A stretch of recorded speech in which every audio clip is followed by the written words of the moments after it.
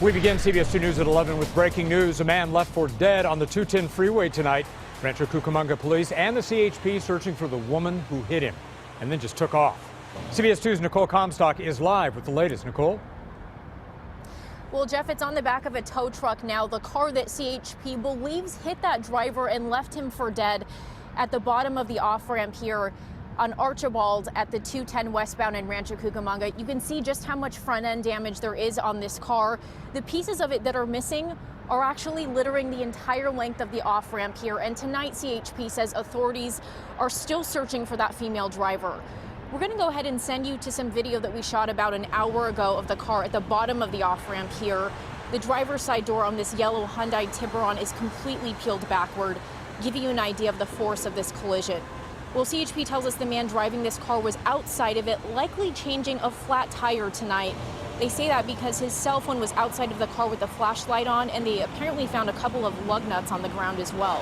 Now, witnesses say they saw this Camry hit the man and then keep driving up the off-ramp. A short time later, Rancho Cucamonga police officers found this Camry with front-end damage just about 2 minutes away from this location at London and Liberty.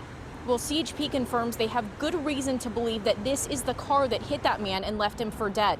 Take a listen. There's very consistent collision damage, paint transfers, and also license plate to the vehicle that was found up there was down here on scene. Witnesses up at Liberty and Lemon did see the driver of the vehicle walking away, but the vehicle was abandoned at the time that we arrived. And if the driver of this vehicle was the registered owner, then CHP has a pretty good idea of who they're looking for because they say the plates were left behind down there on the off-ramp. As for the man who was killed at the bottom of this tonight, first responders tell us by the time they made it out here, there was really nothing they could do to save his life. For now, reporting live in Rancho Cucamonga, Nicole Comstock, CBS 2 News. Nicole, thank you. Now breaking news out of Mexico, where at least 21 people are dead and dozens more burned after a gasoline pipeline leak sparked a huge fire. CBS 2's Jeff Vaughn is live in the newsroom with the latest on that. Jeff? In addition to the 21 people killed in that explosion, at least 71 we're told have been injured. The explosion happened in the Mexican state of Hidalgo, about 80 miles north of Mexico City. Now, this is the fiery aftermath that was caught on camera. Nearby towns have been evacuated, and authorities say that they have sent ambulances, medical specialists, and other personnel to that site to help. Now, they added that the burned victims were being taken to hospitals in Mexico City. Now, this video taken before that explosion appears to show gasoline spouting dozens of feet into the air. Now, the fire started after thieves drilled an illegal tap to steal that fuel. That's when locals then tried to gather the spilled fuel in buckets. Many right now desperate for gasoline because of a massive shortage in that country. Gas stations in several Mexican states have been running dry now for almost 2 weeks. And we do have the latest from Mexico's president. He said in a Twitter feed tonight that he has called on his government to provide assistance to the people at that site. That's the latest live in the newsroom. Jeff Vaughn, CBS 2 News. Jeff, thank you. BuzzFeed bombshell about President Trump's former fixer is blowing up in an unexpected way after a rare move by Robert Mueller's office. The special counsel says BuzzFeed got it wrong when it claimed that President Trump urged lawyer Michael Cohen to lie to Congress. CBS 2's Sarah Donchie is here and with now word about BuzzFeed and how they're updating their story. Yeah, lots going on here, a lot to unpack. At first, this BuzzFeed story got a lot of the president's critics really fired up, but now it's his supporters who are up in arms after the special counsel did something he rarely does. His office issued a public statement that is raising a lot of red flags about whether or not the story is accurate.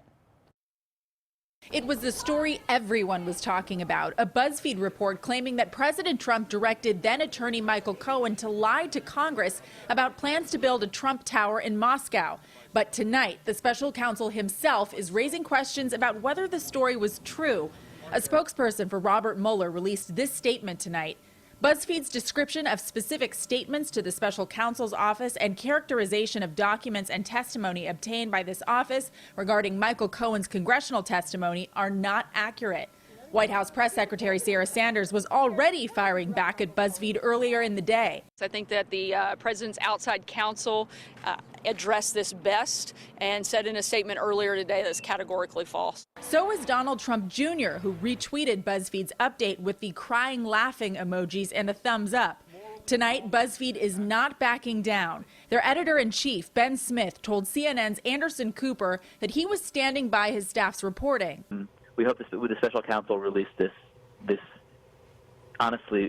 vague statement disputing the piece, and we really urge the special counsel to make it clear what he's disputing.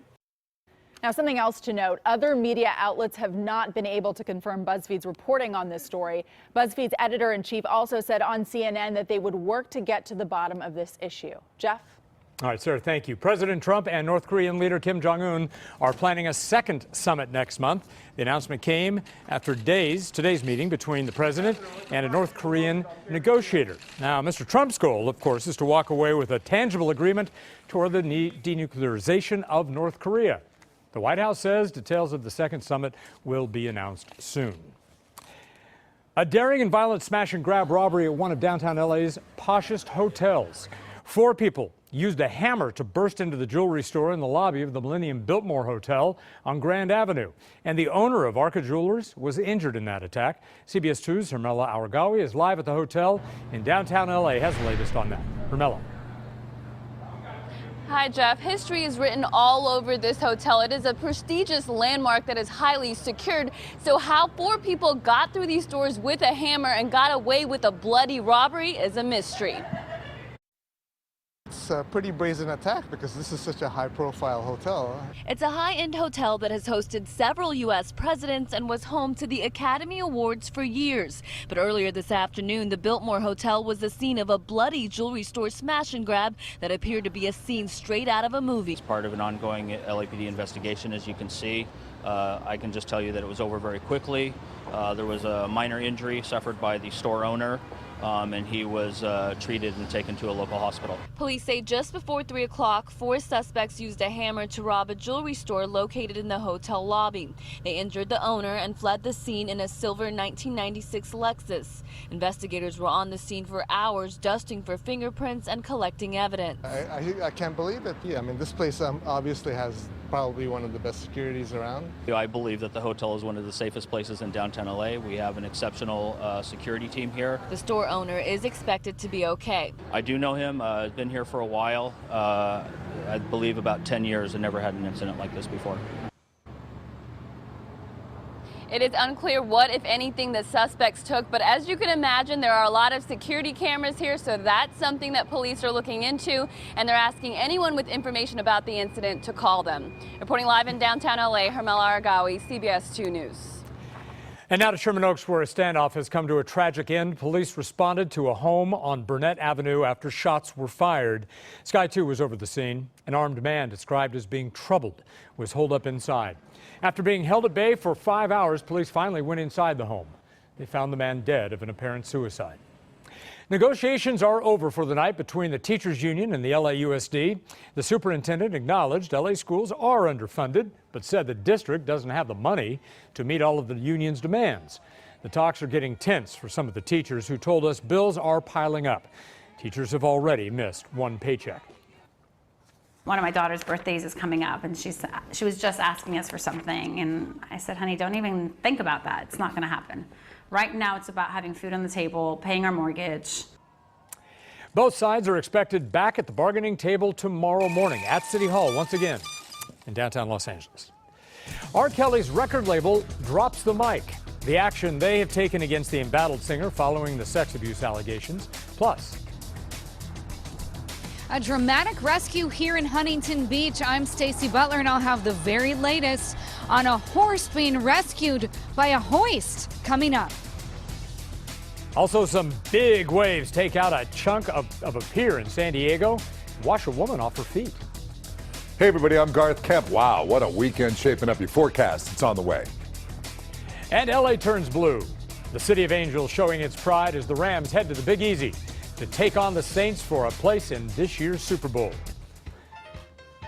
And here's a look at the guests tonight on The Late Show with Stephen Colbert.